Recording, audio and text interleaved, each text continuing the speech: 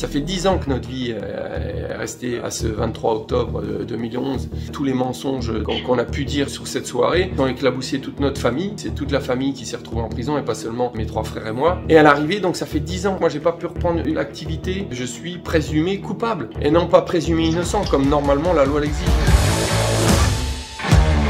Salut à tous, c'est Tony Vérel, ex-international, joueur à Nancy, Lens, Lyon, Bastia, Bordeaux et bien d'autres. Je suis sous le coup d'une condamnation de 5 ans, dont 2 avec sursis, pour quelque chose que je n'ai pas fait. Je suis en appel, j'espère bien prouver mon innocence. Moi, je suis dans mon lit à 3 h du matin, je me suis endormi et je reçois un coup de téléphone de mon petit frère. Il est paniqué, il vient de se faire rouer de coups par une dizaine de mecs et en fait, je sais pas ce que c'est, je sais pas à qui j'ai affaire. Il me dit juste que c'est dans la boîte de nuit qui est pas trop loin d'où j'habite d'ailleurs, le Catras, qui se trouve à Esséné-Nancy et moi j'habite à Séchamps, à vol d'oiseau, il y a à peine 1 km. Je fonce, je prends ma voiture et j'appelle même mon grand frère parce que je dis s'ils sont 10, je vais faire quoi moi tout seul parce que pour moi il est au milieu de tout le monde et caché entre les voitures, je sais pas vraiment où je vais quoi. Et il me dit juste que c'est près du Jardiland en fait. Et quand j'arrive près du Jardiland, je vois que mon petit frère, il est avec mon autre petit frère, ils sont 2, donc ils sont hors de danger entre guillemets. Sauf que quand mon grand frère arrive, on se comprend mal. Il me dit où est le petit et moi je pense qu'il veut me dire où ça s'est passé et je montre le Catras puisque quand j'ai monté mes petits frères dans la voiture, ils sont derrière moi. Enfin, un est à côté de moi et l'autre derrière moi allongé parce qu'il est vraiment massacré quoi. Et donc je lui montre, je lui fais signe comme ça et à la fin de sa phrase, je comprends qu'il me demandait où était le petit. Donc lui, quand je fais ce signe-là, il fonce pour aller voir où est mon petit frère.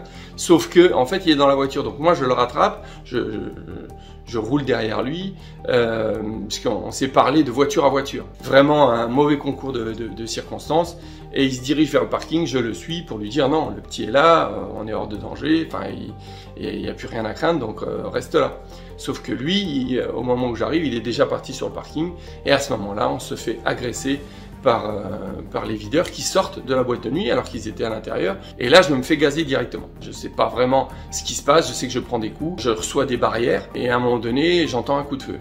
Et à ce moment-là, quand j'entends un coup de feu, là, je prends vraiment peur et là, je m'en vais. J'agrippe mes frères et on s'en va. Les videurs disent que j'ai tiré sur eux. Donc, ils disent qu'un des videurs a été blessé par mon frère et les 2 autres ont été blessés par moi.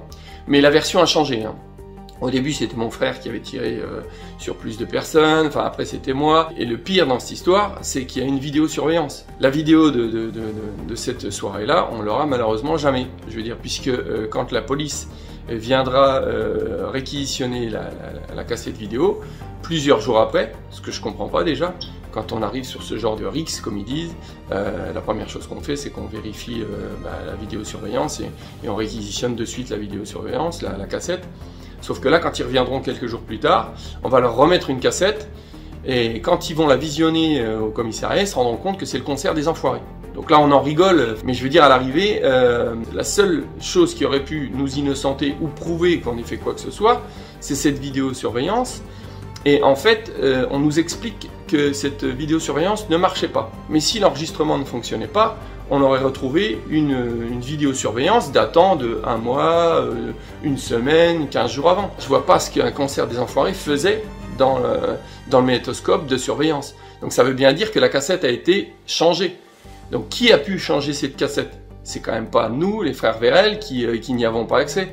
Donc à un moment donné, on essaie de me faire croire aujourd'hui qu'on ne sait pas vraiment, donc dans le doute, on condamne. Tout ce qui aurait pu faire qu'on prouve notre innocence n'existe plus. C'est comme, par exemple, le tamponnage, c'est pour quand quelqu'un a tiré des coups de feu, pour voir si on a de la poudre sur les mains ou des micro-brûlures. Ce tamponnage-là a été effectué sur mon petit frère, ça s'est révélé négatif. Nous 3 derrière, les 3 autres frères qui sommes rentrés en garde à vue, on ne nous l'a pas fait. Donc à un moment donné, on nous fait des scénarios improbables, impossibles, avec des choses qui pourraient prouver que c'est pas possible que ça soit passé comme ça. Mais malheureusement, aujourd'hui, je pense que dans le doute, on nous a condamnés. Pourquoi? Parce que l'affaire a été tellement médiatisée, on a tellement fait un battage sur cette affaire, qu'aujourd'hui, on a l'impression qu'il faut condamner. Il faut condamner parce que sinon, on va passer pour quoi?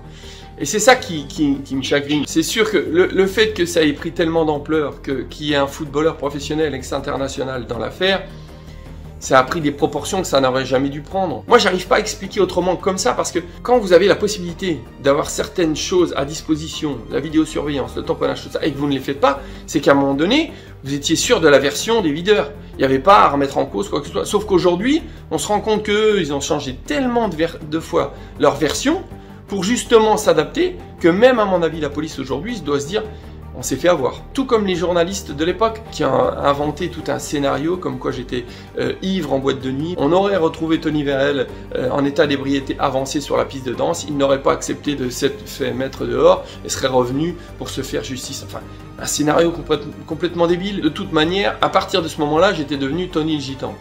J'étais plus Tony le footballeur, Tony le rocker, j'étais Tony le Gitan. Moi, dans ma carrière, j'en ai jamais parlé de mes origines parce que je n'ai jamais vécu en caravane. Je ne renie pas ces origines, bien au contraire. Mais j'en ai pas non plus fait une fierté parce que je ne vis pas comme ça. Je suis sédentaire, je vis depuis toujours en appartement ou en maison. Et à partir de ce moment-là, j'étais devenu, voilà, la personne de Tony Gitan, donc c'est possible qu'il ait fait ça. Non, il y a des preuves, il y a des preuves tangibles, et là tu es coupable, ou alors tu n'es pas coupable. Après les 48 heures de garde à vue, on nous a dit qu'on partait en prison, mes 3 frères et moi. En plus, on nous a incarcérés dans 4 prisons différentes, à Épinal, Bar-le-Duc, mon grand frère qui partait à Nancy, puisqu'il avait 3 enfants, donc il fallait qu'il soit le plus proche de sa famille, et moi, je partais à Metz, comme je l'explique bien dans le livre dont je suis extrêmement fier. Le grand rival de toujours dans les derbies Nancy-Metz, le championnat que j'ai gagné avec Lens contre Metz, la Coupe de la Ligue que j'ai gagnée contre Metz. Enfin, s'il y a bien quelqu'un, à mon avis, que les supporters messins détestent, en tant que footballeur, je pense, j'en fais partie. Je pars là-bas et je vais être 5 mois en prison à Metz. Bon, heureusement, ça se passera beaucoup mieux que ce que j'imaginais. Enfin, quand je dis beaucoup mieux, ça fait jamais plaisir de se retrouver en prison. Donc, on a fait le procès. Pour moi, le procès s'est très bien passé. On a pu vraiment exprimer tout ce qu'on avait à dire. Nos avocats ont très bien travaillé. On a donné des explications sur tous les points qui auraient pu nous incriminer, en prouvant que c'était pas possible que ça se passe comme ça. On est tous persuadés qu'on va être relaxé. Au vu du procès, on est tous persuadés. Le procureur avait réquisitionné 3 ans pour moi et mon grand frère et 6 mois pour mes 2 petits frères. Et la peine a été augmentée pour tout le monde. Enfin, moi j'ai pris, moi et mon grand frère, on a pris 5 ans, dont 2 avec sursis. Et mes petits frères où ça avait été demandé 6 mois, ils ont pris 3 ans, dont 2 avec sursis aussi. Donc on se dit, mais c'est quoi le message en fait? Tout en sachant qu'aujourd'hui, encore, à cette heure où on parle, on n'a pas encore le rendu de la décision. On n'a même pas l'explication pourquoi on a été condamné et sur quel motif, à quel fait. Donc à l'arrivée, je tombe des nues. Je veux dire, comment juger des gens après 10 ans sur une affaire qui devrait être jugée au bout de 1 ou 2 ans. Alors je veux bien que la justice manque de moyens, je l'entends, mais à un moment donné, c'est une affaire qui aurait dû être jugée depuis bien longtemps. On a fait appel, mais ça peut durer encore 1 voire 2 ans, mon avocat m'a dit, puisque les appels sont rendus à 1 ou 2 ans.